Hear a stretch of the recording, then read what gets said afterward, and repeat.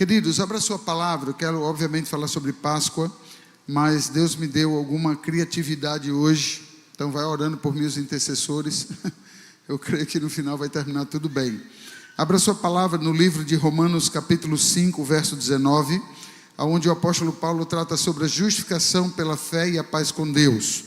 Romanos capítulo de número 5, verso 19, a palavra do Senhor diz assim: porque como pela desobediência, palavra-chave essa noite, tá? Vai fazer toda a diferença. Porque como pela desobediência de um só homem, muitos se tornaram pecadores, assim também, por meio da obediência de um só homem, muitos se tornaram justos, se tornarão justos. Duas palavras-chave, a desobediência e o contrário à obediência. A desobediência trouxe todo o mal à humanidade. As pessoas perguntam, e o mal como surgiu? Você acabou de ver a ilustração aqui, a mulher que come do fruto passa para o homem chamado Adão, ele come do fruto, e eu até falei bem alto aqui, não faça isso, mas porque foi a partir daí que surge então a introdução, ou seja, o mal ele entra na terra. Me ouça por favor, a partir do momento em que o mal entrou na terra, tudo então tomou um rumo contrário daquilo que Deus estabelecia. Muitos perguntam onde está Deus por causa da violência que só cresce, onde está Deus por causa da miséria, onde está Deus por causa da fome. Deus está sentado no sublime trono governando como sempre. Quando Deus estabeleceu a vontade do homem, quando Deus estabeleceu a sua vontade para o homem, isso está registrado em Romanos capítulo 12, porque a vontade de Deus para o homem, ela é boa, perfeita e agradável. Cabe ao homem entender que a vontade de Deus é boa para ele, perfeita para ele e agradável para ele. Mas a partir do momento em que o mal entrou por causa da escolha do homem, não foi Deus.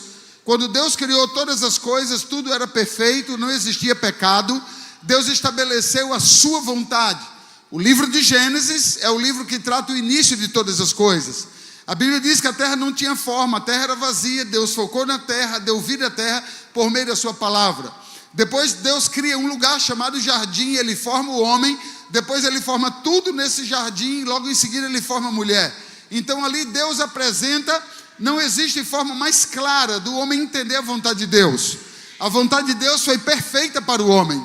Mas quando Deus formou o homem, ele deu ao homem uma palavra chamada livre-arbítrio. Diga toda a igreja, livre-arbítrio.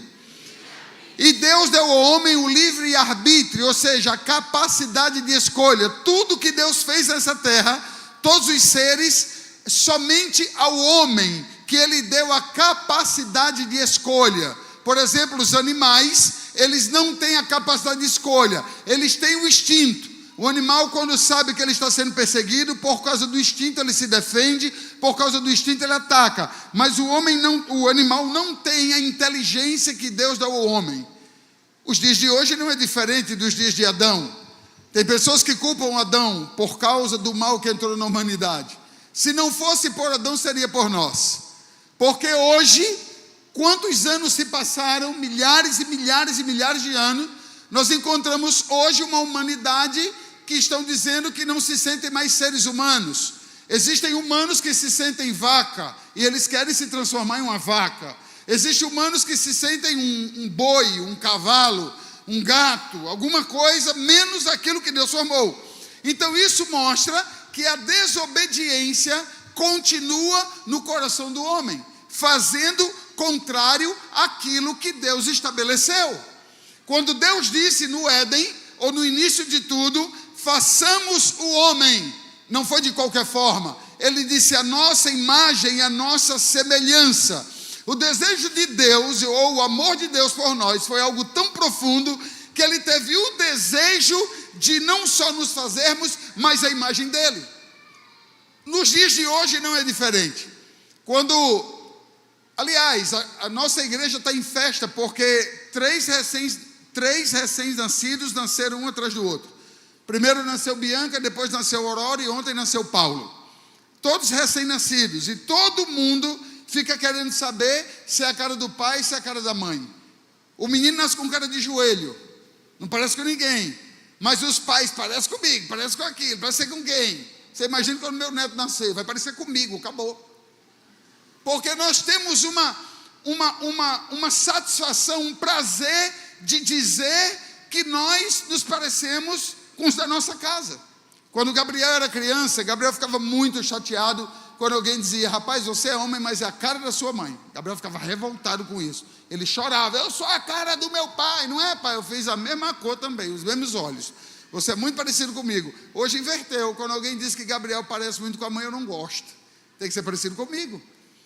Todo pai tem o prazer de apresentar o filho e dizer que o filho parece com o pai. Mas olha para mim, Jesus é a nossa referência. Porque quando Filipe perguntou: quando veremos o pai? Ele olhou e disse: quem vê o pai vê o filho, quem vê o filho vê o pai. Jesus não teve interesse de ser parecido com ninguém. A identidade era muito bem formada. Amados, a orfandade nesse mundo tem causado um problema grave. Uma das coisas que tem nos afetado é a identidade. O ser humano quer ser parecido com qualquer um, menos com o seu Criador. Você é a imagem e a semelhança de Deus. Você é a imagem e a semelhança de Deus. Isso é tão sério que a Bíblia diz: tu tivestes na terra, mas quando eu precisei, quando tu me visitaste preso, você não foi. Quando eu tive fome, você não me deu de comer. Jesus em nenhum momento estava na cadeia, Jesus em nenhum momento passou fome. Mas Jesus quis dizer o seguinte: você quer ver Deus, você precisa ver a nação do ser humano. Então, a partir do momento em que eu vejo o teu comportamento, eu posso ver luz em você, mas também eu posso ver trevas em você. Porque Deus nos fez a imagem e a semelhança. Deus nos fez parecidos com Ele.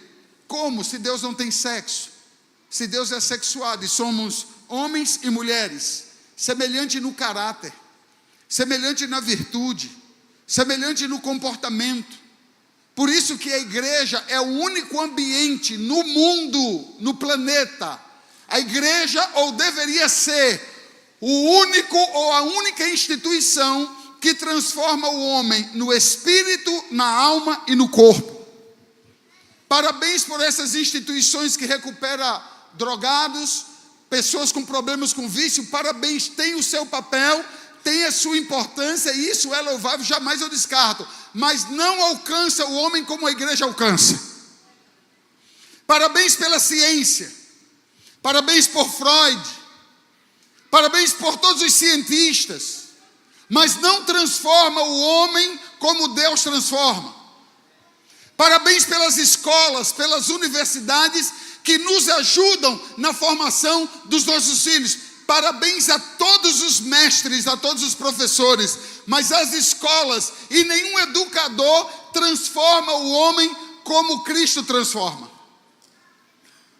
Tudo isso prepara o homem para esse mundo, mas Jesus prepara o homem para esse mundo e para o que virá. É o único que tem o poder, e esse poder, Mateus 28 disse: toda autoridade me foi dada no céu e na terra. Primeiro, toda autoridade, não foi alguma autoridade. Se alguém se achava naquele dia, Jesus deixou claro: toda autoridade foi me dada.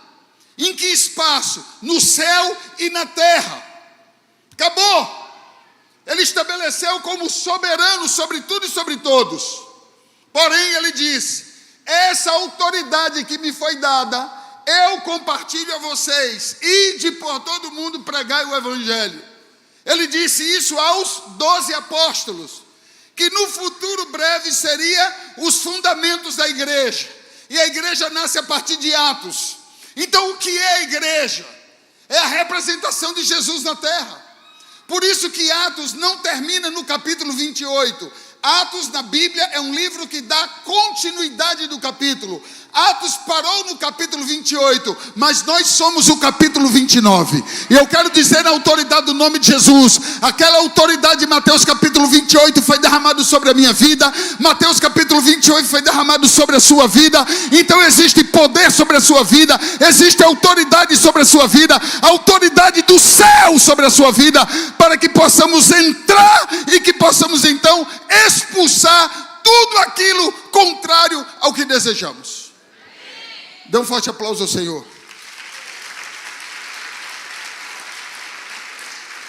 Por isso que nós temos que ler a Bíblia.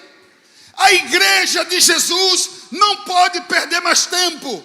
Por isso que Jesus falou tanto no Monte das Bem-aventuranças, do capítulo 5 ao 7. Acordam, vocês entenderam uma coisa, vocês ouviram uma coisa, mas eu tenho algo para vos falar. Os mestres nos dias de Jesus, quando ele queria chamar a atenção de algo considerado relevante para ele, ele dizia: ouça, ouça, ouça. Pelo menos 3 vezes para ele introduzir o assunto. Por quê? Porque nem sempre o que eu ouço a primeira vez eu capturo, eu pego, eu entendo. Tem pessoas que podem estar nesse culto aqui agora. Você não entendeu nada do louvor, você não está entendendo ainda nada da palavra, mas o Espírito Santo vai fazer uma obra no seu coração.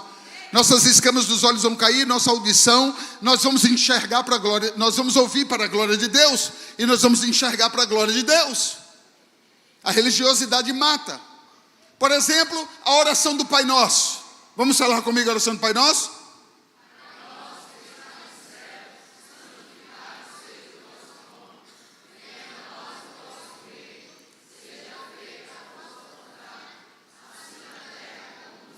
Parei um pouquinho. Venha o quê? Venha o quê? O teu reino e o que mais? E seja feita a vossa vontade. Escute. A oração do Pai Nosso é uma pregação. Eu poderia passar aqui a noite lhe ensinando, versículo por versículo, a oração do Pai Nosso. Só que nós temos como igreja usado a oração do Pai Nosso muito mais como uma ação religiosa, muito mais como uma oração modelo e nada mais do que isso. A oração do Pai Nosso, cada palavra que Jesus colocou naquela oração teve uma intenção, teve um porquê. Jesus começa a pregar, Jesus começa a anunciar o reino de Deus, os apóstolos começam a ser treinados, João Batista veio à frente anunciando que o reino de Deus está próximo, e Jesus começa a ter experiências com pessoas, ele começa a curar cegos, ele começa a curar aleijados, ele começa a ressuscitar mortos, aí ele começa a ver pessoas sofrendo pânico, medo e todo tipo de pavor. Quando Jesus olha para essa realidade, ele para e ele começa a fazer a oração ao Pai. Jesus sabia que os seus dias seriam curtos na terra, ele passaria um treinamento, os fundamentos para os apóstolos, e a igreja daria continuidade. Quando ele ora ao Pai, ele fala: Pai nosso que estás nos céus, eu te honro porque não tem ninguém maior do que o Senhor, santificado seja o teu nome, não tem ninguém santo, estou vendo aqui na terra que ninguém, o mais santo que possa ser, não chega perto do Senhor, mas eu te peço uma coisa: venha o teu reino, venha o teu reino. E Jesus começou a anunciar o que João Batista vinha também anunciando. João Batista disse: arrependei-vos porque o reino está próximo. E Jesus disse: agora venha o teu reino. Só que Roma pirou o cabeção, achando que Jesus queria tomar o império físico. Jesus nunca veio para disputar reino físico com ninguém. Jesus veio para libertar o homem, curar o homem, salvar o homem, restaurar o homem, libertar o homem do que Roma e nenhum outro poderia fazer.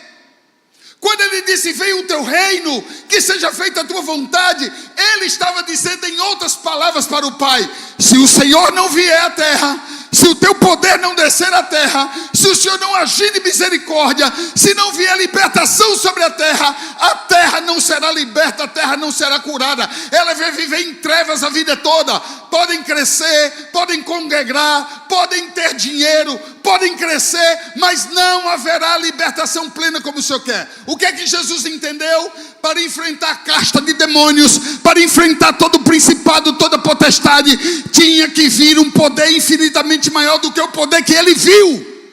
Ele viu Beelzebu, ele viu demônios. Mateus capítulo 4 diz: e o Espírito Santo leva Jesus ao deserto, e quando ele chega no deserto, depois de 40 dias e 40 noites, quem se apresenta a ele? Lúcifer, o mesmo que apareceu em forma de serpente no deserto, o mesmo que apareceu em forma de serpente no primeiro jardim. Lúcifer apareceu a Jesus e disse: eu te darei as riquezas da terra, eu te darei os tesouros da terra, se você se prostrar diante de mim e me adorar.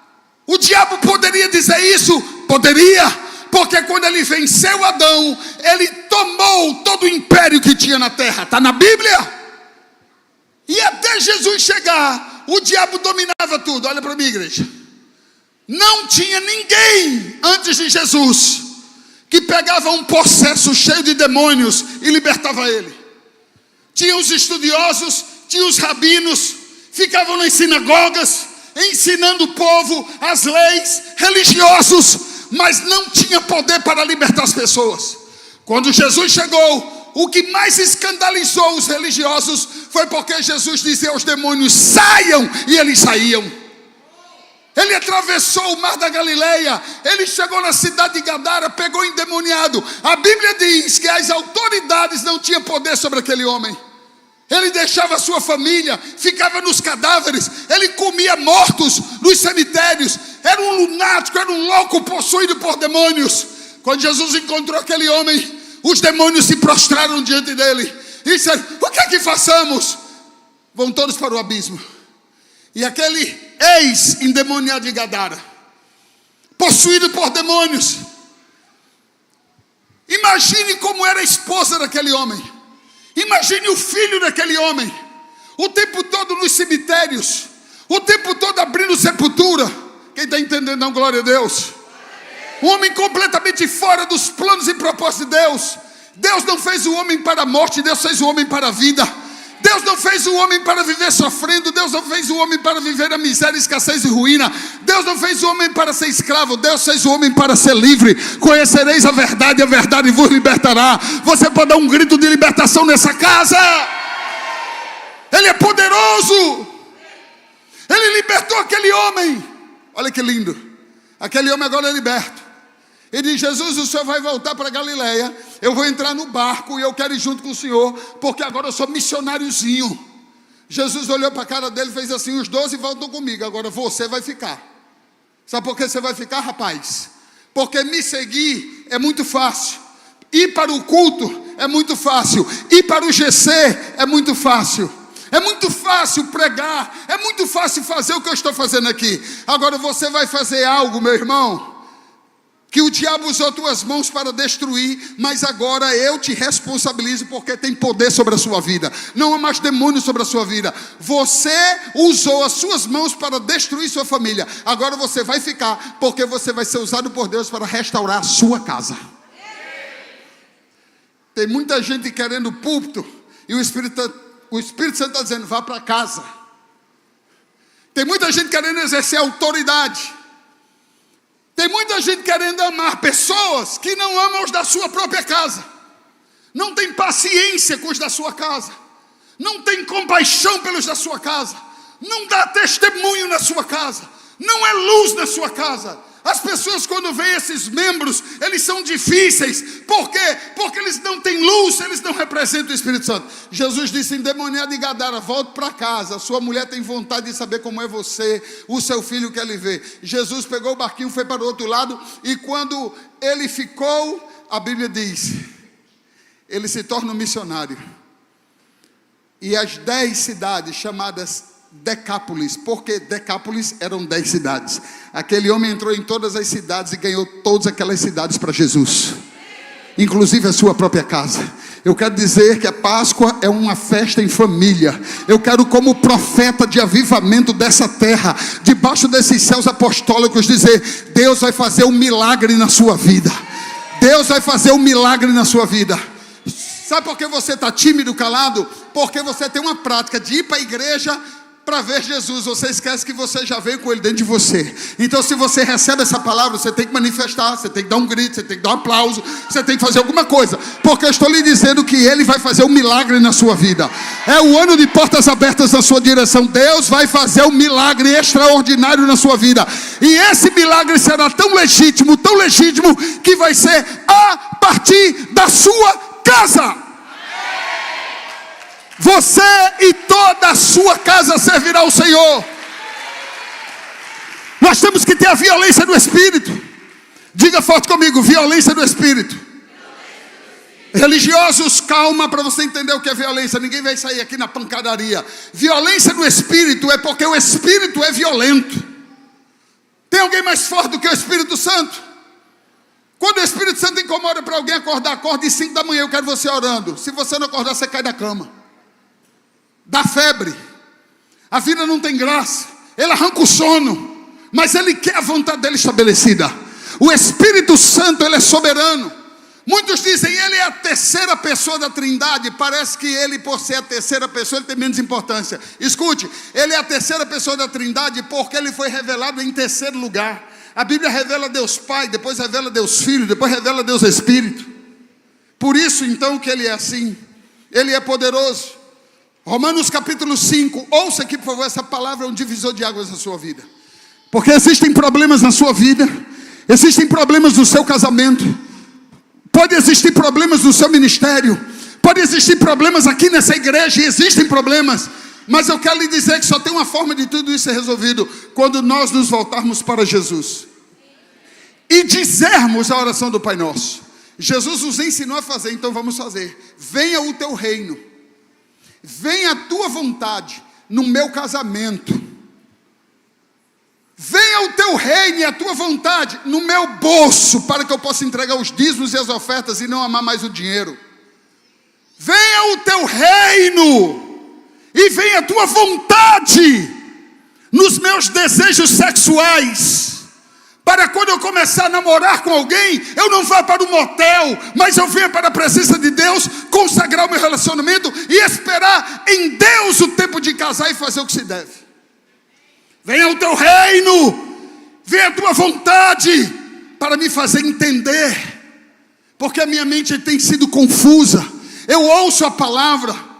Escute isso aqui por favor. Eu ouço a palavra, eu congrego, eu escuto os profetas, mas eu não consigo tomar a decisão certa. Espírito de confusão, demônios que atuam na nossa mente. Nós precisamos de libertação. Venha o teu reino para que eu seja liberto.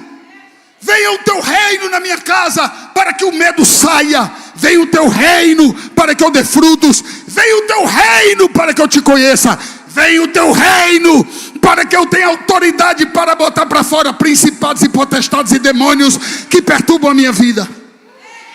Venha o teu reino para libertar os meus filhos, para libertar minha igreja, libertar o meu casamento. Esse ministério, Igreja do Caminho, não nasceu por causa de mim, nasceu por causa de Deus. Ele nasceu tanto no Espírito Santo, que se tem uma coisa que eu já entendi, chama-se transição. Fica de pé, Gabriel, rapidinho. Fica de pé, Sara e Radassa, deixa ali que ela já está no mover do Espírito Santo. Durma, filha. Fecha o olhinho. Eu tenho 3 filhos.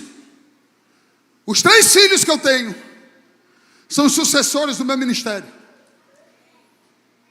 Desde agora, o senhor vai morrer? Não vou morrer e nem estou velho. Porque nós aprendemos, sabe o que é dentro da igreja? Que pastores são donos de igreja. Pastor não é dono de igreja, pastor não é dono de ovelha, ele não é dono de nada. Ele não é dono nem da vida dele. Pastor é para arrebanhar o povo, para amar o povo, para estar no meio do povo, para dar vida pelo povo. Pastor, meu irmão, senta na calçada. Pastor está dentro da academia. Pastor está no hospital. Pastor está na UPA. Pastor está pelas madrugadas conversando com as ovelhas. Pastor tem cheiro de gente, gente tem cheiro de pastor. Aqui a Igreja do Caminho não é uma igreja que os pastores vão desfilar, Fashion Week, vai procurar o que fazer. Nós temos o que fazer. Ama vidas. Ama vidas. Só que olha para mim, não estou velho nem vou morrer, pelo menos agora. Olha nos meus olhos. Se essa igreja ela é minha, então, cada vez mais eu centralizo tudo em mim. Esse garoto aqui com 22 anos, sou ungido pastor agora, eu não teria ungido. Essa aqui tem 15, vai ser ungida daqui a alguns anos. Tem uma chamada. Você sabe por que essa transição? A juventude breve, quando eu falar juventude breve, você vai dar um berro que vai ser maior do que o trovão de ontem. E olha que deu um trovão ontem que faltou energia. Vai faltar energia agora. Juventude breve, cadê vocês? Não, eu sozinho grito mais. Juventude breve, cadê vocês? Esse seu grito aí é eu tomando creatina. Juventude Brave, cadê vocês? Eu não tenho problema em trabalhar com jovens de 15, de 12, de 17. Eu não tenho problema, porque essa igreja ela é geracional.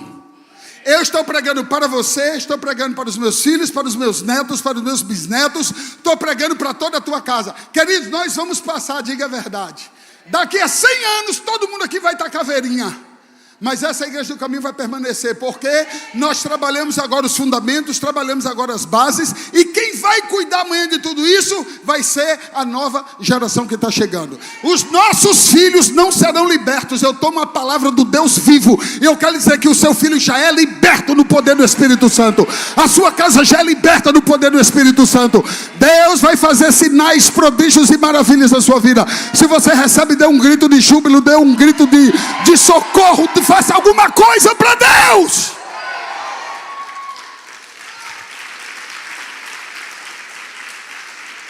Escute aqui, eu tenho pouco tempo, olha aqui para mim, por favor. Por que o livro de Atos diz que a palavra do Evangelho na boca dos apóstolos será acompanhada por sinais, prodígios e maravilhas?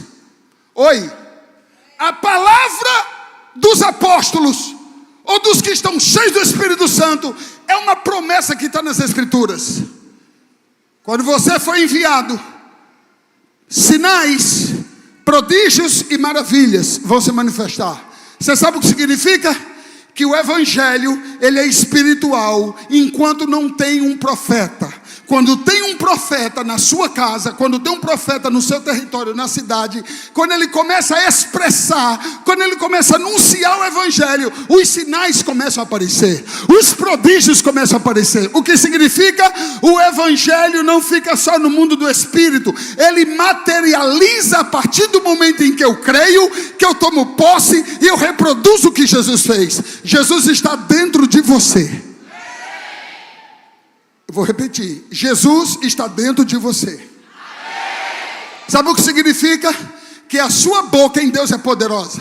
Aquilo que você profetizar vai trazer à existência aquilo que não existe. Então, o que é sinais, prodígios e maravilhas? É Deus trazendo materialmente o reino, os milagres. Amados, esperar milagre é bom, melhor é quando ele chega.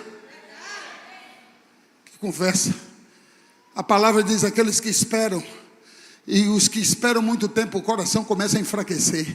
Deus sabe que seu coração está fraquinho. Deus sabe que você espera todo dia um milagre. Você saiu da sua casa hoje dizendo: Deus, usa esse culto para falar comigo, usa esse feriado, usa esse final de semana. Deus está me usando para lhe dizer que vai lhe usar e vai lhe responder, e Ele vai abrir portas extraordinárias na sua direção. O que é sinais, prodígios e maravilhas? Eu lembro quando, não sei se foi Ramon ou foi Jerry. Isabel, fica de pé aí. Qual foi aquele dia que você caiu numa unção aqui que não conseguiu ficar de pé? Foi com a conversão de Ramon ou foi de Jerry? Que eu não lembro. Foi de Ramon. Ramon estava em São Paulo tentando futebol, não deu certo, voltou. Isabel evangelizando. Aí teve um culto aqui de domingo que eu disse: os de longe serão os primeiros a se converterem.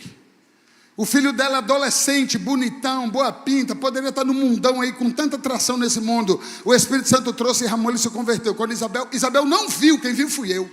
Isabel abre os seus olhos, Deus profetizou domingo sobre sua vida, ele se cumpriu. Ramon veio, quando ela viu, ela caiu na unção aqui. Fique de pé, Ramon. Chegou solteiro na igreja, hoje está casado. Homem de Deus consolidado. Esse ano ele vai ser ungido pastor. Deus está fazendo coisas extraordinárias. Obrigado, Isabel. São milagres. Toca na pessoa que está do seu lado. Toca na pessoa. Aperta ela até dizer ai. Pronto. Você sentiu a pessoa? A Manuel ficou do lado de Júnior. A glória da segunda casa está aí. Olha aqui para mim. Você sentiu essa pessoa? Assim como você tocou nessa pessoa, você vai tocar no seu milagre. Ah, meu Deus, o Espírito Santo está movendo dentro de mim. O Espírito Santo está movendo dentro de mim. Nós estamos em um culto de gratidão. Eu quero repetir essa profecia. Repete ou passa? Eu vou repetir. Assim como você está tocando nessa pessoa, você vai tocar no seu milagre. O seu milagre não passará de 24. Aliás, eu me precipito. Hoje é quanto mês? Amanhã é quanto? Domingo, segunda-feira. Será que segunda-feira o seu milagre vai chegar? Deus é Deus de milagre. Ele é Deus que ressuscita mortos. Rapaz, tem gente que fica assim. Olha aqui para mim. Tem gente que fica assim. Eu já ouvi muita piadinha contra mim. Disseram assim: apóstolo, tem gente que está na internet agora, fica só vendo suas pregações para criticar. O que é que o senhor tem a dizer por isso? Me sinto lisonjeado. Ora por mim para eu não me achar. Porque o pessoal metia o pau em mim, assim nas conversinhas de rua. Agora é na internet. Então a internet está ali. Já tem os dois de plantão ali, ó. Beijo para você. Pode falar. Você sabe por quê? Olha para mim. Tem gente que me critica assim: o apóstolo só profetiza. Só profetiza coisa boa, só profetiza que vai dar certo. E é para dizer coisa ruim? Eu profetizo que vocês vão se lascar. Eu declaro a morte de vocês até 11h30. Que o trem saia do trilho, pegue tudinho em casa aqui. Meu irmão, nós não fomos chamados para amaldiçoar. Nós somos chamados para abençoar. A religiosidade, crer como Marta creu, num Cristo do passado. Se o Senhor estivesse aqui, oh pregação linda, se o Senhor estivesse aqui, Lázaro não estaria morto, estaria louvando entre nós. Tem gente que prega assim, canta muita gente. A religiosidade é como Marta, quando Jesus disse: não, o que crê em mim vai ressuscitar. Eu sei, ponto 2 do sermão: virá o tempo da nova Jerusalém, onde todos nós subiremos contigo em glória. Jesus disse: sua incrédula, eu não sou Deus de passado e nem Deus de futuro, apesar que eu fui o Deus que fiz todas as coisas, e eu sou o ômega que farei tudo, e já está tudo pronto, mas eu estou falando do hoje, eu estou falando do agora, eu estou falando do dia 30, Lázaro está morto, mas se ele crer ele vai ressuscitar. Eu venho aqui essa noite para lhe dizer: eu sou ousado em ter fé. Deus não vai fazer amanhã, Deus vai fazer hoje. Vai fazer hoje na sua vida. Você foi chamado para profetizar. Você foi chamado para levantar. Você foi chamado para ver a sua casa. Que história é essa? Você vai chegar em casa e vai ficar vendo a realidade dos seus filhos? Você vai ficar vendo a realidade do seu casamento? Quem sabe um dia, se Deus quiser. Queridos, eu tive um pastor que pegou câncer no cérebro. Saiu a tomografia, câncer no cérebro, olha para mim. E nós estávamos orando, profetizando que ele seria curado. O membro da igreja, diga que membro? O mais próximo dele. O mais próximo dele disse assim: apóstolo João, podemos conversar com o senhor à parte? E eu saí do mover. Pois não, olha, o caixão está numa promoção agora. Se a gente comprar até 3 horas da tarde, a gente vai pagar menos R$300. Eu estava tão no céu que eu disse: que caixão? O caixão do pastor. E outra, a gente já conseguiu um carro, a prefeitura doou. Eu falei: meu irmão, enquanto eu estou profetizando, tu já matou o pastor, o teu pastor. Tu já matou, tu já está vendo promoção de caixão. Não, mas também tem um cemitério, tem um mais em conta e mais barato. Dentro de igreja, tem um monte de gente assim, trabalhando para Deus, louvando com os lábios, mas não crê mais no poder, não crê mais na ressurreição, não crê mais no que Deus pode fazer. Eu disse: seu infeliz, eu não lhe quero nem como inimigo, quanto mais você caminhar do meu lado. Como é que um pastor caminha do meu lado? Acontece um problema, ele está vendo o preço do meu caixão. Cadê os homens de Deus? Cadê as mulheres de Deus? Cadê o poder que foi derramado sobre nós? Cadê a autoridade para você olhar para o seu casamento, marido, e dizer assim: marido, olha, o nosso fim não é o divórcio, nós vamos nos unir aqui, ponto final. Como vai ser resolvido? Não sei, a gente vai ficar junto até a volta de Jesus. Você vai chegar para os seus filhos e você vai profetizar sobre os seus filhos.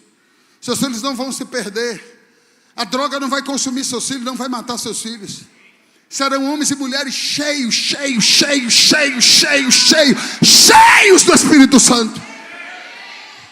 A igreja de Jesus, seja essa ou qualquer outra, tem que se levantar no poder de Deus.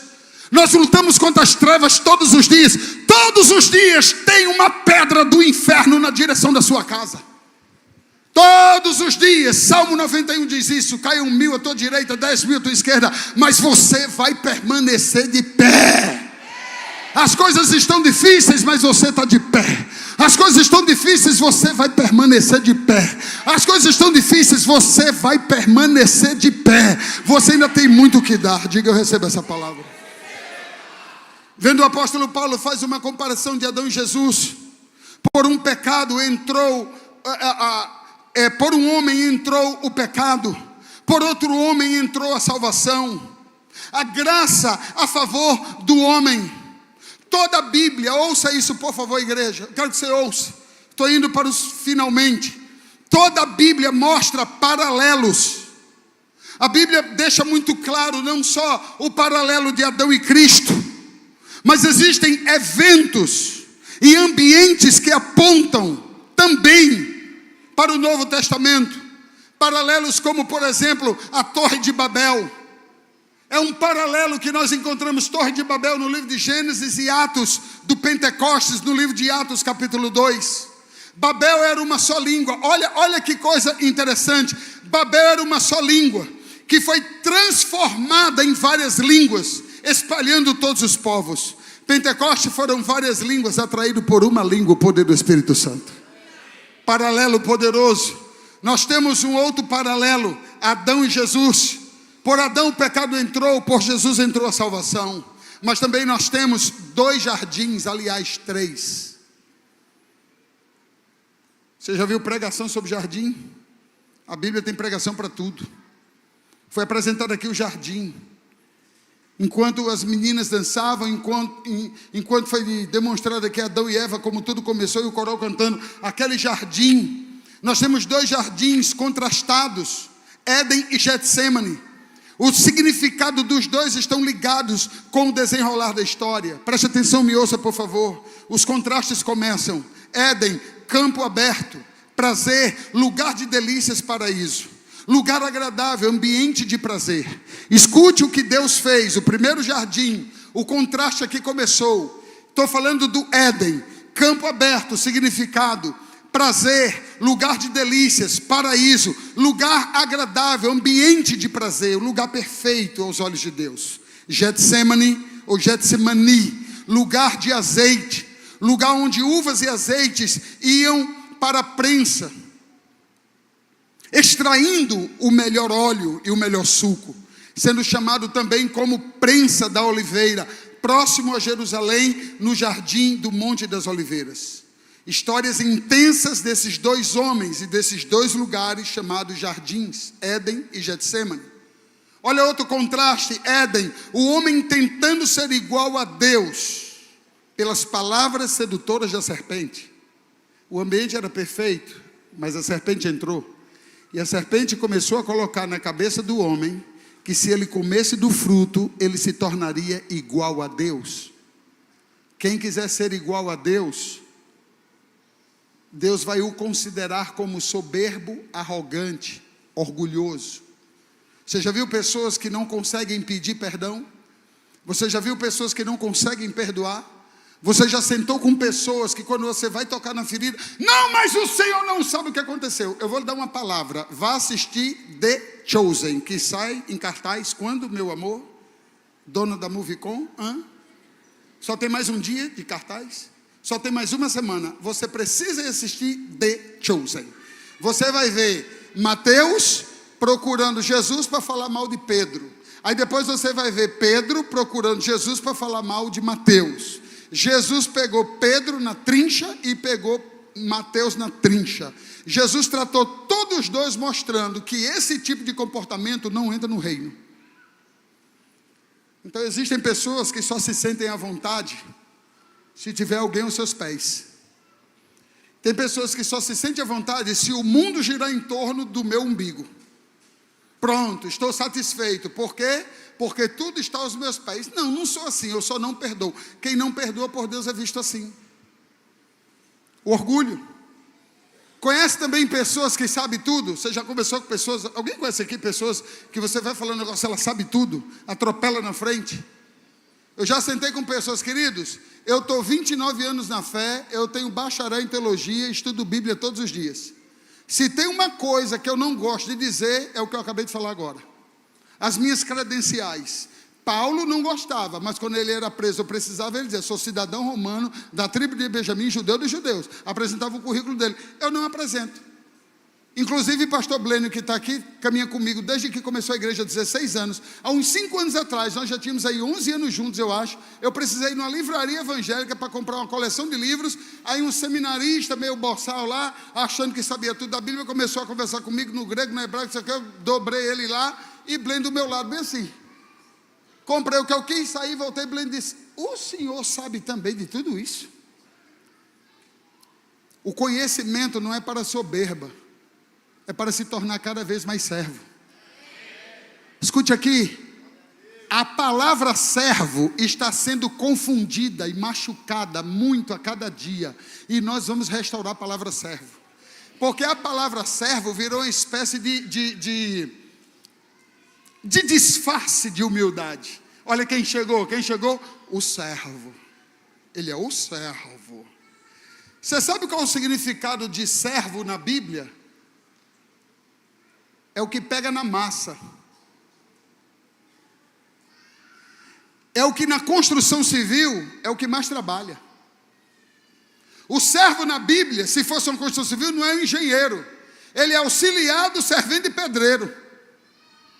Servo na Bíblia é para servir a partir do que prega. Se eu que prego sobre servo agora e eu não sirvo,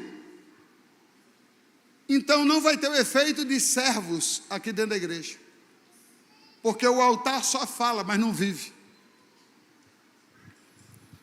O Éden, o homem querendo ser Deus, iludido com a serpente. Tem gente que está ouvindo serpente, por isso que se acha Deus, por isso que se acha melhor do que o outro, por isso que não perdoa, porque a serpente enroscou, e a serpente está falando. Contraste de jardins, vamos para o Getsemane. Deus, mais do que nunca, se tornando um homem no sofrimento de Jesus. No Getsemane, começa o processo de dores. No Getsemane, Isaías 53, coloca rapidamente, por favor, do verso 1 em diante. Olha para mim no Getsemane. Jesus vence a depressão, o pânico, o medo e a angústia. Eu insisto nesse meu entendimento teológico. Na cruz, estamos falando de Páscoa. Na cruz, Jesus venceu a carne, o mundo, o diabo, venceu o físico. Isaías 53 diz que todas as enfermidades que estavam em nós, ele carregou tudo. Mas no Getsemane, ele enfrenta a angústia, o medo, o pânico, a ansiedade. Quem nesse lugar tem alguma enfermidade de pânico, de depressão e de medo, tome posse da sua cura agora. Quem tem algum problema físico, tome posse da sua cura agora. Porque ele venceu no Getsemane as emoções, mas quando ele chegou na cruz, ele venceu o físico. Getsemane, ele queria ser homem, enquanto Adão no Éden queria ser Deus. No Éden, Adão desobedece a Deus. No Getsemane, Jesus obedece em tudo e se entregando à vontade do Pai. Dê um aplauso a Jesus. São os contrastes. Detalhe, olha para mim por favor. Detalhe, no Getsemane, tudo a favor de Adão para obedecer. No Getsemane, um lugar hostil, difícil até de ficar, imagine de obedecer. Porque Getsêmani foi lugar da morte da vontade de Jesus, do ego. Você já viu quando você tem vontade de fazer algo e que você quer fazer, nem Deus lhe para. Nem sua esposa lhe para, nem seu marido lhe para, nem seus filhos lhe param, nem os pais param. Quando o ser humano quer fazer algo contrário a Deus, ele botou na cabeça, ele faz e ponto final. É essa morte que nós estamos falando do ego de Jesus. Então olha para mim, queridos. Isaías 53, verso 1, por favor. Rapidinho lá, verso 1. Quem creu na nossa pregação? A quem foi revelado o braço do Senhor? Porque foi subindo como renovo perante Ele, e como raiz de uma terra seca. Não tinha aparência nem formosura. Olhámos-lo, mas nenhuma beleza havia que nos agradasse. Isso é Jesus. Era desprezado, o mais rejeitado entre os homens, homem de dores, que sabe o que é padecer, e como um de quem os homens escondem o rosto. Era desprezado e dele não fizemos caso. Certamente ele tomou sobre si as nossas enfermidades. No lugar de falar nossas, vamos falar minha, diga, ele tomou sobre si a minha enfermidade. Isso é Páscoa. E as nossas dores levou sobre si. E nós o reputávamos por aflito, ferido de Deus e oprimido. Pula. Mas ele foi traspassado pelas nossas transgressões, moído pelas nossas iniquidades. O castigo que nos traz a paz estava sobre ele, e pelas suas pisaduras fomos sarados. Pula aí. Todos nós andávamos desgarrados como ovelhas, perdidos. Cada um se desviava pelo caminho. Um ia para o bar, o outro ia para o motel, o outro ia para o prostíbulo, o outro ficava em casa, o outro ia para o futebol, o outro ia para o baralho, todo mundo perdido. Mas o Senhor fez cair sobre ele a iniquidade de todos nós. Pula. Ele foi oprimido e humilhado, mas não abriu a boca, como o cordeiro foi levado ao matadouro, e como ovelha muda perante os seus tosqueadores, ele não abriu a boca. Pula. Por juízo, opressor foi arrebatado, e de sua linhagem, quem dela cogitou? Porquanto foi cortado da terra dos viventes, por causa da transgressão do meu povo, foi ele ferido. Designaram-lhe a sepultura como os perversos, mas com o rico esteve na sua morte, posto que nunca fez injustiça, nem dolo algum se achou em sua boca. 10, todavia, ao Senhor agradou moê-lo, fazendo-o enfermar. Aí tem gente que não quer passar por prova. Não, perdoo não, não vou não me sujeito não. Olha aqui, queridos. O texto diz, ele agradou moê-lo. Vamos adiante.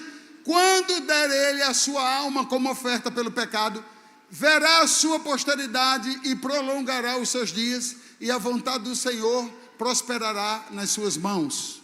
11, ele verá o fruto do penoso trabalho da sua alma e ficará satisfeito. O meu servo, o justo, com o seu conhecimento justificará muitos, porque as iniquidades dele levará sobre si. Vai para o 13, versículo 13, parou o 12, dê 5 segundos de aplauso ao Espírito Santo.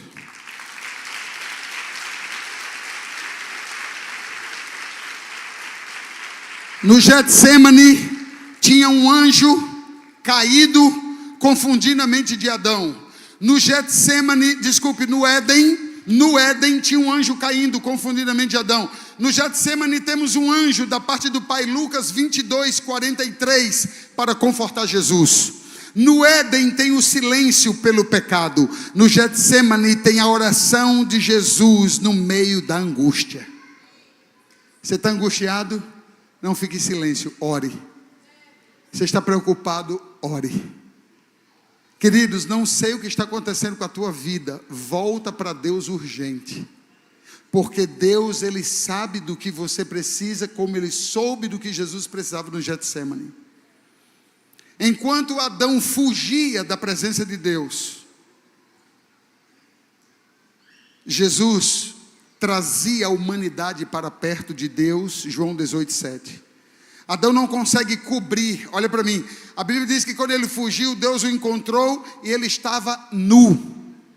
Getsemane, o sangue que começou a ser derramado a partir do Getsemane, estava cobrindo toda a humanidade da história, antes dele e depois dele, para Deus.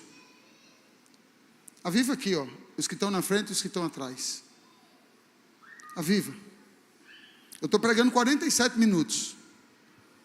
Não é possível que um culto de Páscoa vai fazer você ficar preocupado com o que tem depois do culto, com o que vai fazer depois. Isso é liturgia, meu irmão. Infelizmente, tudo ministrado é um vazio que está passando aí dentro que vai sumir. Entra no mover. Entra no mover. Deixa a água entrar e transformar. Reconciliação. Olha o que é que Deus fez na pessoa de Jesus no Getsemane. Enquanto Adão fugia e não teve como cobrir o seu próprio corpo, Cristo no Getsemane estava reconciliando o homem com Deus, reconciliando a família. Efésios capítulo 5, do verso 25 ao 27, mostra Cristo cuidando da igreja, cuidando dos seus. No Éden, Adão não cuidou da sua única esposa. Você sabe o que é pastor, meu irmão? Eu não estou preocupado se pastor tem teologia.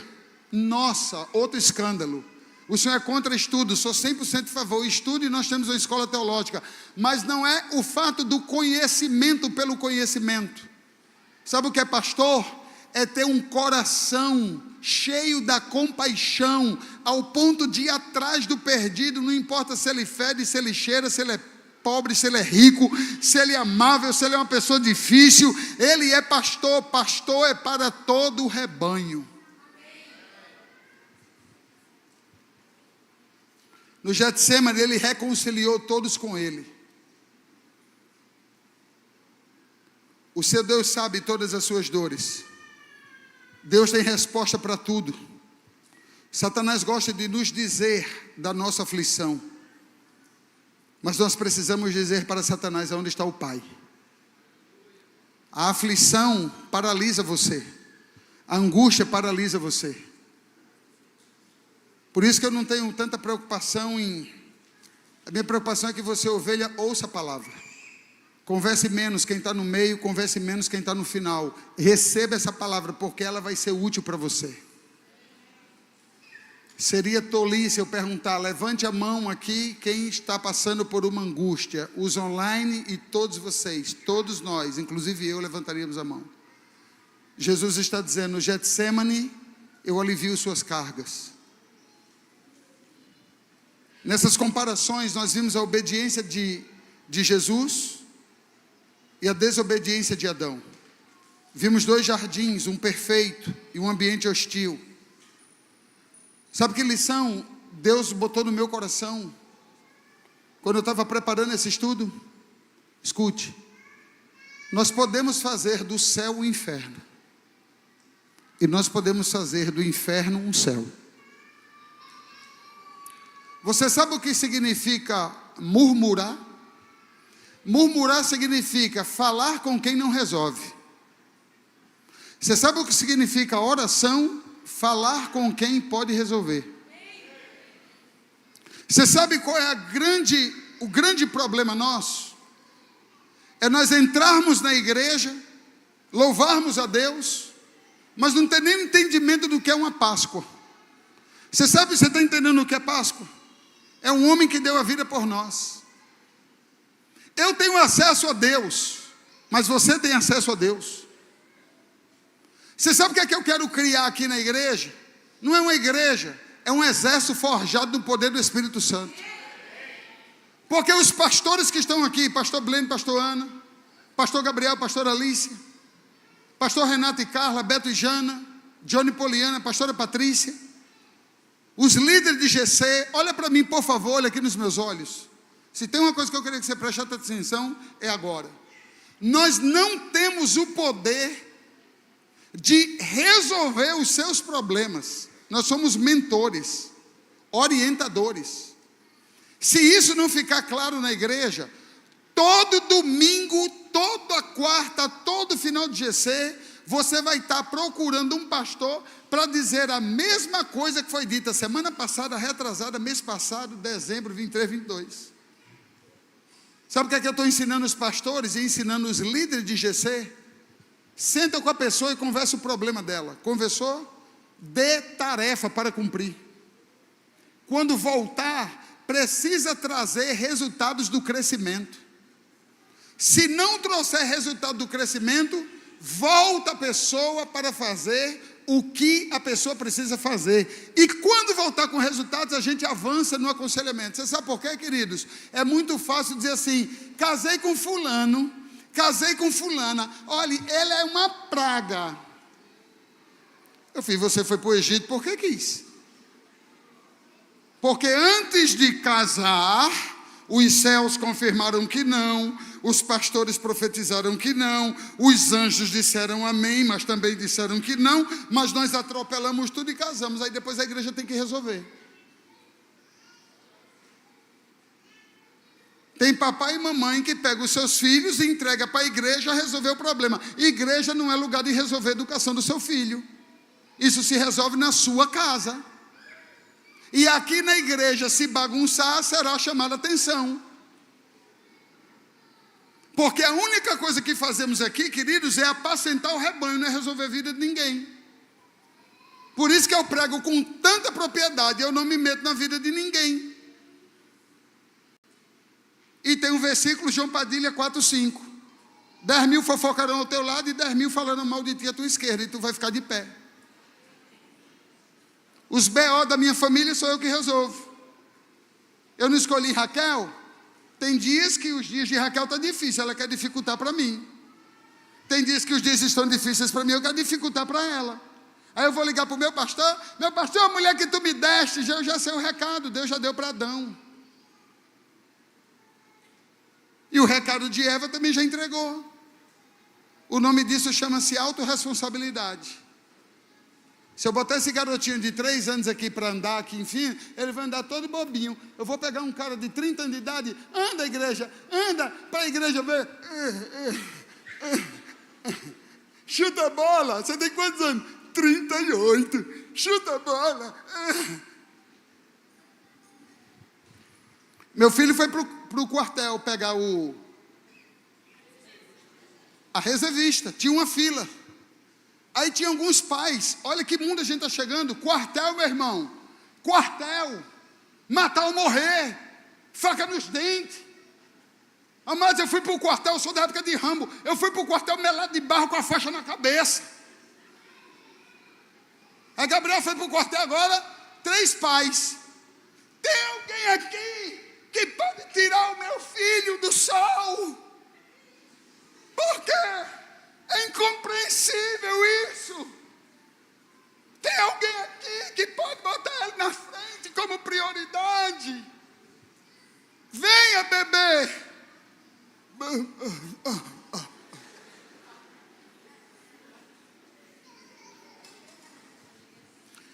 Igreja é lugar de crescimento.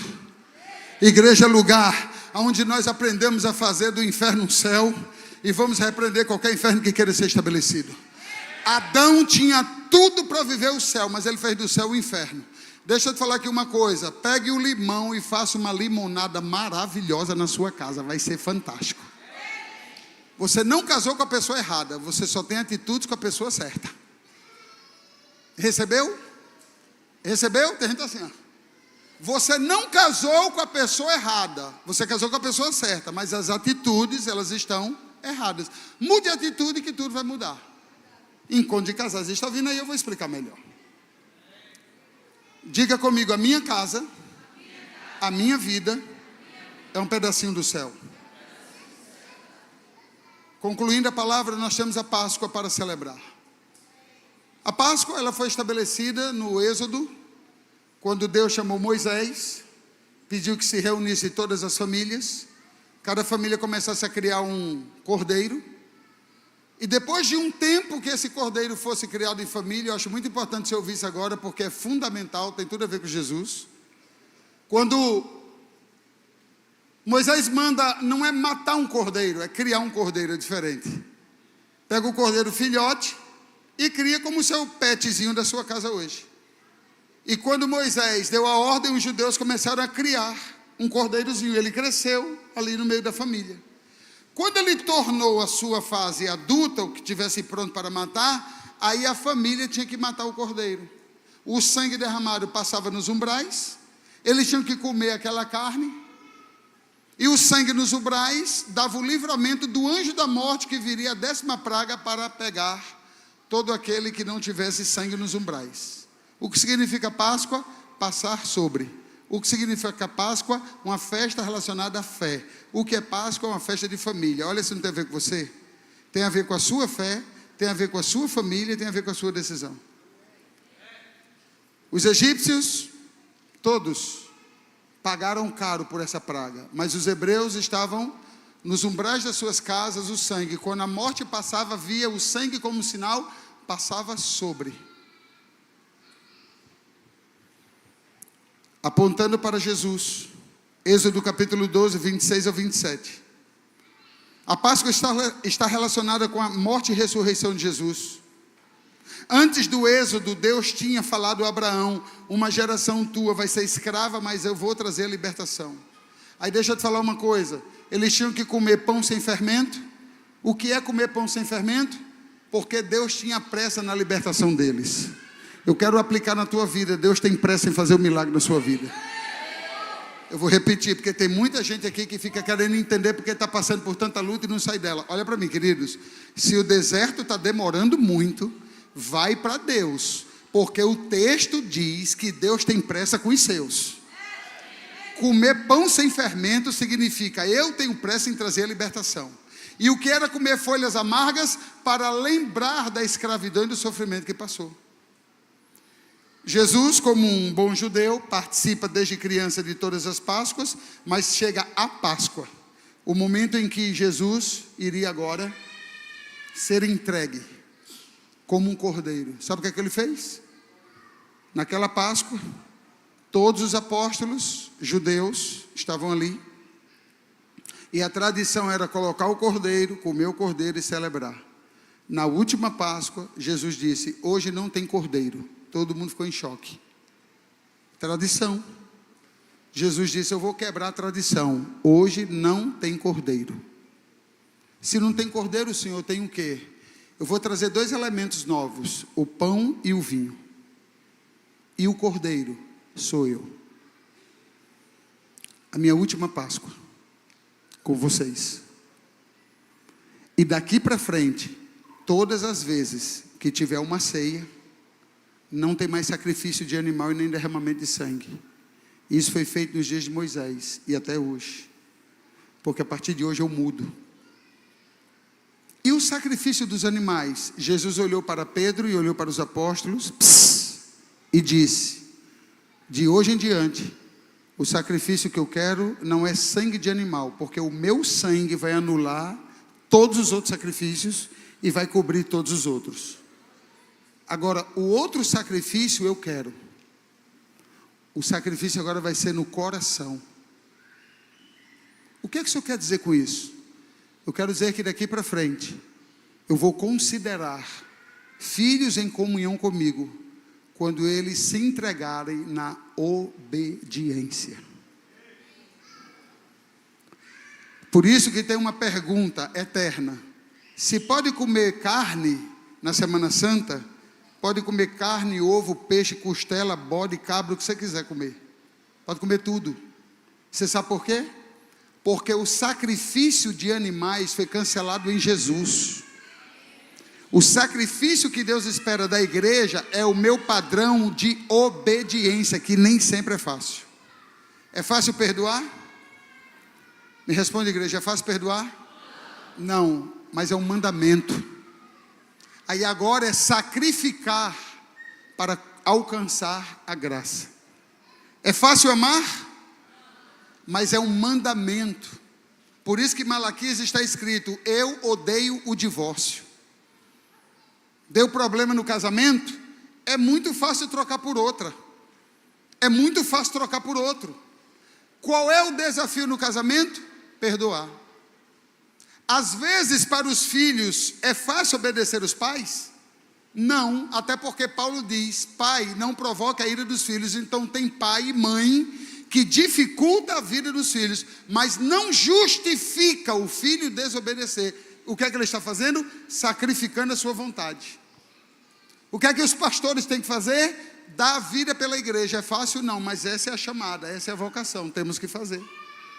Qual é o papel da igreja? Qual é o papel das ovelhas? Obedecer ao seu líder. No mundo que estamos vivendo, todo mundo tem internet, todo mundo está conectado com o pastorzinho da internet, não sabe quem é, o que ele ensina, a vida dele, o endereço, e os pastores da internet não sabem quem é você. E a bronca quando chega, quem resolve não é o pastor da internet, é o pastor daqui da igreja. E eu sou extremamente conservador, porque eu vim de uma família assim. Tudo meu, quando eu encontro um mestre, eu dedico atenção 100% a esse mestre. Que seja artes marciais, que seja cursinho, que seja faculdade. Quando eu tenho alguém que me orienta, eu fecho os olhos e a audição para tudo que está em minha volta. Um ou outro indicado pelo mestre eu faço. Caso contrário, eu não me submeto. Porque a Bíblia diz que Jesus é o pastor, ele é a porta das ovelhas. Jesus não é as portas da igreja, ele é a porta.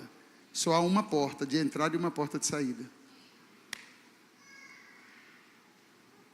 Terceiro jardim. Simples. Apocalipse 21. Esse jardim chamado Getsemane, ele nos conduz e nos aponta para o jardim final, a Nova Jerusalém. Essa trombeta vai tocar, meu irmão. Jesus vai aparecer e toda a sua glória. E nós vamos subir. E nós vamos parar num lugar. E vamos ver o que Paulo disse: nem olhos viram, nem ouvidos ouviram. As ruas são de ouro. Existe uma árvore no centro desse jardim. As águas correm todo o tempo. Dezembro do ano passado, agora recente, eu pensei que Deus estava me chamando para a glória. Eu não estou brincando, eu pensei que tinha chegado a minha hora. Porque eu tive um sonho. Que na verdade eu fui arrebatado por mais de 12 horas. Eu deitei 9 horas da noite. E acordei no outro dia, mais de 3 horas da tarde, porque minha esposa me chamou. Eu nunca tinha tido uma experiência dessa. A experiência é que eu estava dentro de um avião com minhas 2 filhas, Gabriel, Alice e Raquel estavam aqui. Esse avião era comunicado no sonho que ele caiu e eu tinha morrido. Mas no sonho eu não tinha morrido, o avião parou em algum lugar. E uma voz dizia bem assim: eu vou te levar para outra dimensão. Eu estou falando com você e eu fui batizado por alguma coisa, porque depois desse sonho entrou uma paz e uma segurança que eu tive no sonho, ela entrou em mim. Eu convivo com ela até hoje. Eu convivo com ela até hoje. Uma segurança que homem nenhum explica, uma paz que nenhum homem explica. Porque no sonho era assim. Eu dizia: eu vou ter que avisar Raquel, porque ela, Gabriel e Alice vão ter que cuidar da igreja agora, porque eu não volto mais. E deixa eu te falar uma coisa. Eu não estava assim: eu não volto mais, eu tenho que avisar. Não, eu no sonho dizia: eu não quero mais voltar, eu não quero. Porque eu não tinha chegado na outra dimensão que a voz me disse, mas eu já estava experimentando essa dimensão. Eu acordei, eu demorei 4 dias para falar isso para minha esposa. Eu estava processando como eu ia falar, porque eu tinha plena convicção que no mês de janeiro desse ano, eu tinha certeza que eu não voltaria para cá. Das férias eu ia partir para a glória, porque eu nunca tive um sonho, um arrebatamento como esse, nunca na minha vida. Quando eu voltei, 4 dias depois eu chamei Raquel. Mesmo 4 dias depois, ela ficou extremamente apavorada. Procure seu pastor urgente para definir o que é isso. e procurei ele agora. E ele me explicou toda a revelação do sonho que Deus me deu. Deus te entregou algo. Ele só poderia te entregar algo se ele te tirasse daqui. E Deus me tirou. Deus me entregou algo. Duas coisas ele botou dentro de mim.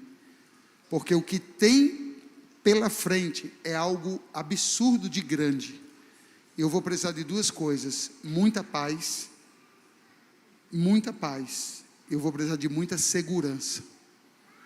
Se você me perguntar se eu estou pronto, eu lhe respondo: eu estou pronto. Para quê? Não sei, eu estou pronto para alguma coisa. Eu estou pronto para alguma coisa. Deus está falando com você. Não precisa se agarrar nas cadeiras. Você não vai embora.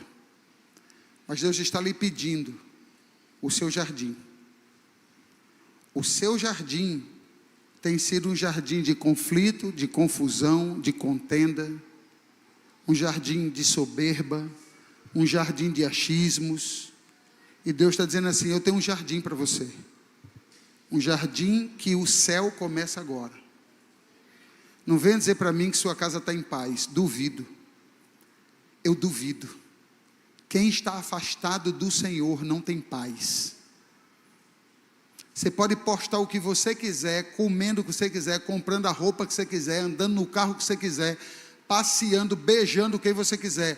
A sua vida dentro do seu ser, você vive o inferno, dia e noite. O nome disso aqui chama-se Face. Você só mostra a sua cara. É a única forma que o celular consegue mostrar a nossa cara. Mas a Bíblia mostra o coração. Hoje Deus está dizendo assim: eu quero trocar jardins aqui.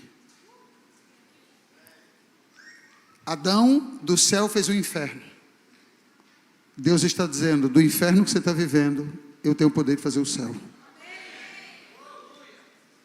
Você talvez está dizendo assim: algumas coisas precisam mudar para que eu mude. Não. No jardim de Deus você muda. O que está em sua volta, tudo muda. Eu não tive vergonha. Aqui ó, lá atrás tem muita gente conversando. Tudo distraído. Eu não tive vergonha de dizer que o ano passado eu tive um conflito com meu filho, que sentou na sala, eu, meu filho, minha nora e minha esposa. Não tive vergonha, eu dei um testemunho. Porque eu sou um pastor, eu não sou um que vem para se amostrar. Eu entendi na minha cabeça que meu filho estava errado. E quanto mais eu falava, mais ele me explicava, aí a comunicação não bateu, a serpente entrou. Meu irmão, eu virei um bicho. Tudo porque eu entendi errado. Você me vê na profecia, você me vê como pastor, você nunca me viu numa ira, e nem queira ver. Nunca, ninguém aqui me viu numa ira. A minha família viu nesse dia. A Alicia não conseguia falar, só tremia e chorava o tempo todo. Meu irmão, o tempo fechou lá em casa. Gabriel não conseguia mais falar, eu não entendia mais nada, não via mais nada. Não toque no ungido de Deus. Minha esposa, com muita sabedoria, com muito temor, deixa eu só falar algo. Ela começou a falar, e as palavras que ela começou a recitar, começou a enfraquecer a serpente. Eu comecei a ter luz, na metade do que ela falava, eu acordei, eu me vi. Eu fui seduzido por um momento, eu acordei, eu vi. Nunca tinha tido, nunca na minha vida, e nunca mais terei, um tipo de ataque que eu sofri contra o meu próprio filho. Você não sabe o que representa Gabriel para mim. Você não tem noção do que representa Gabriel para mim. Ali eu fui seduzido, eu fui sedado. Eu sou um homem de Deus. Eu faço leituras do mundo espiritual. Segundos eu fui sedado. Eu não sei te dizer o que é, mas tem alguma coisa vindo, e é coisa muito grande que está vindo. São portas e comportas que vai abrir para todo mundo.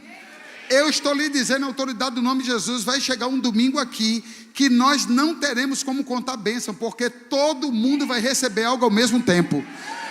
Eu sou profeta e doido para lhe dizer que vai chegar um culto que não vai ter como nós contarmos as bênçãos, porque todo mundo vai receber, todo mundo a mesma coisa. Um grande milagre virá na sua direção.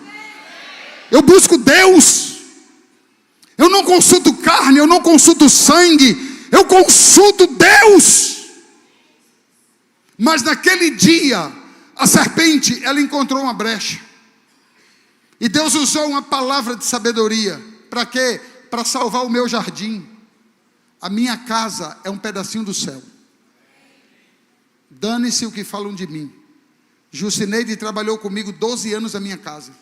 Jucineide trabalhou 12 anos na minha casa. Jucineide, alguns anos atrás, ficava lá fora. Tinham pessoas que, graças a Deus, não estão mais aqui. Graças a Deus não estão mais aqui. Porque tem pessoas que só vêm para lhe tirar o juízo. Essas pessoas pegavam o Jucineide lá fora e diziam: vem cá, Jucineide, vem cá. Você quer dizer que o apóstolo, ele é tudo isso? Ele ama a esposa dele, ele ama os filhos, ele é alegre esse tempo todo. O Jucineide disse: aqui na igreja você não vê nada, você tem que ver ele na casa dele. Ele é feliz, ele é alegre, ele é íntegro, ele é honesto. Ele ama a esposa, ele ama os filhos. Deus me deu uma mulher.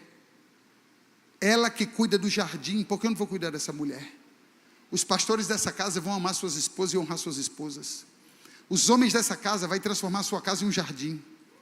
Você não é Adão. Você vai pegar a sua aliança que não tem mais que perder, você vai botar no dedo esquerdo. Eu sou apaixonado por minha mulher. Eu faço o que ela quiser. Eu faço o que Raquel quiser. Eu sirvo Raquel, eu tenho prazer em servir Raquel. Tem dia que eu não quero os filhos perto de mim, não quero eu quero Raquel. Eu sumo com ela 3 dias. Ninguém toca em Raquel. Quem tocar em Raquel, e se eu olhar, não conseguir matar, hoje eu tenho pelo menos 4 dentro da igreja que mata por mim.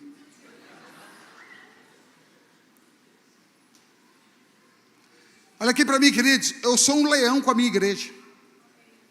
Você que é meu discípulo, você que é meu discípulo, dê um glória a Deus aí. Eu sou apaixonado por você. Eu entro no mundo espiritual o tempo todo ungindo, consagrando sua vida. Você nem sabe, você está dormindo, eu estou acordado, você tem um zumbi em casa, profetizando o tempo todo sobre sua vida. Então eu visitei o céu e Deus me visitou. Eu termino dizendo: eu vi o seu jardim, ele é belo. E Deus vai transformar o seu jardim em algo maravilhoso. Sabe como é que a gente vai terminar esse culto agora? Cantando essa última canção. Agora, não vai ser só o coral, vai ser o coral, a igreja e os anjos que estão aqui, que eu vi um monte enquanto eu pregava. Dá um aplauso a Jesus, pode dar um aplauso a Ele. Todo o coral.